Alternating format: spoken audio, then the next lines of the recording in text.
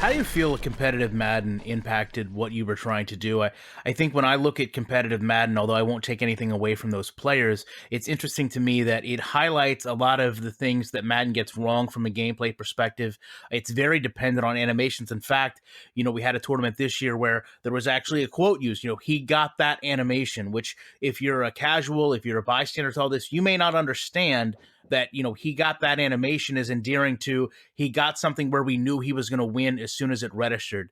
Were you watching the competitive Madden series and as a gameplay purist, I don't want to say cringing, but at the same time concerned about what was being shown from a quarterback sneak exploit or a quarterback rollout exploit or the same plays being used over and over and over again? Because a lot of people feel like, myself included, what's done in those tournaments kind of flies in the face of simulation football. And I can't fault those people because it's effective, but at the same time, the fact that it's effective damages the game that you're trying to sell me. Yeah, it's tough. And I think, almost all games who have a competitive esport component are struggling with the same thing. Even like pro Fortnite players are saying, they hate the game and they're unhappy with the direction Epic is taking it. Somebody just did it on a hot mic on a live show. So the problems are not, exclusive to Madden. I go back like 3 or 4 years when they were first talking about starting this thing and investing in it. And I said to a certain executive, who's I think still currently the head of esports for EA, and I said, we want to take our games and put them on a big stage and put them on ESPN, and I understand that, but it doesn't mean the games are ready for that. Like we have to do a lot of work until I can come up to you and confidently say that I think that this game is ready for TV or it's ready for $100,000 prize to be decided on its outcomes. But it was kind of like, well, hurry up and be ready.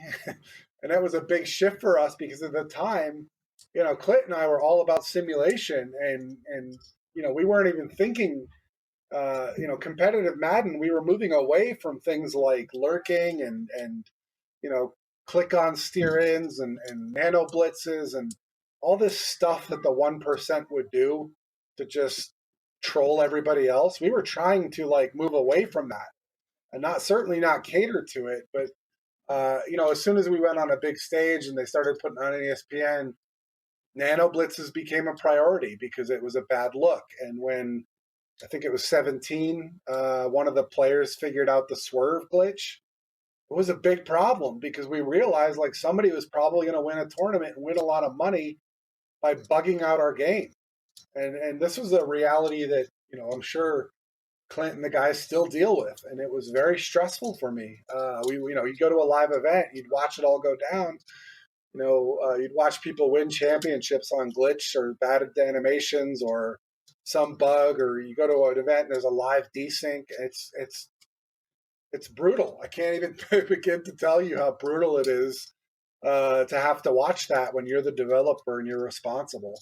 But yeah, in my opinion, we just needed probably a couple years before we were really ready to jump into it as hard as we did. But God bless Clint and the team because they're, I'm sure they're working night and day to try and put their best foot forward. So how do you deal with that then? Do you go to those gamers and say, listen, if you could not do this, that would be great? Do you just sit there and hope, okay, these things shouldn't happen? Do you try to modify playbooks to remove certain situations? If you're sitting there and you're obviously, as you're describing it, stressed out about this, concerned about this, I guess ultimately worried about how it's going to reflect on your product, was when you're trying to prevent those things, how are you actively doing that? So we watch, obviously, we pay attention.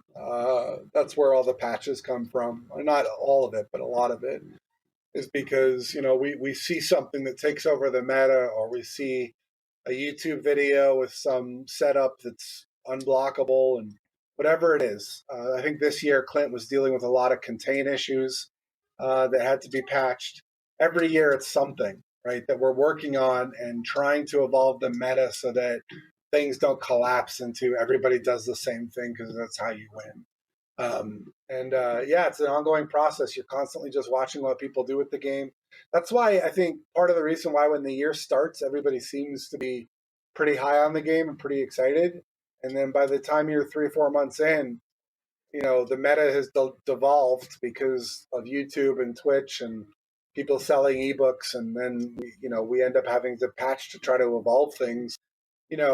Week 2, a YouTube video comes out from D Money with a 7-step nano blitz setup that's unblockable, and he got it from somebody else, and then it spreads like wildfire, and all of a sudden everybody on defense, you remember that year everybody was running Mike Scrape? Like everybody was running Mike Scrape because there's an easy setup unblockable blitz out of that formation in that play, and that's all anybody ran the entire year until we were able to patch the problem.